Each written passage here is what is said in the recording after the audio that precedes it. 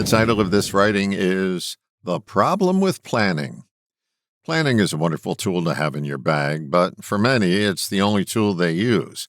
Planning is always foundational. If you have a solid plan, you can build something of worth on top of it.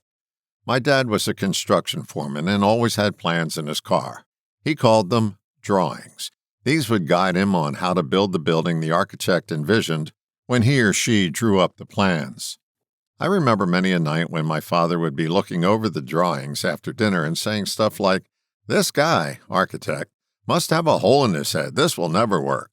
The next day there would be a big confab with the architect and they would get things worked out. Perhaps it's never occurred to you that you are the architect of your life. It's foundational in getting what you want.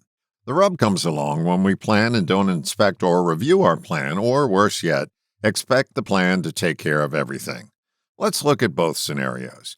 Have you noticed your plan isn't working? Well, this is accurate for the majority of us. Even if you don't have a formal plan, you got to where you are by following a formula. The question is it working? The answer is usually no. That's okay, because 100% of the people planned on having their marriage work out. Sometimes plans don't work. They aren't means tested along the way. Many don't have a common sense foreman double-checking on them. We set them and forget them, and then the cracks show up in the foundation. You cannot set and forget your life. You got to get the plans out from time to time and spread them across the kitchen table and have a look-see how well you're doing. You may need to make some adjustments to keep whatever you are building on solid ground. But the biggest misuse of planning is having no action attached to whatever you're planning. This is mostly done by the dreamers. That would not be a flattering use of the word dreamers. Dreamers are always planning. They have plans for more things than you can think of.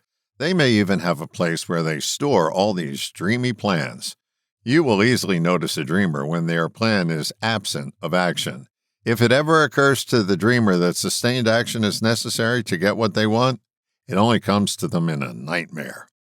Dreaming is a wonderful gift, but when it's the only one that you open, you miss a lot.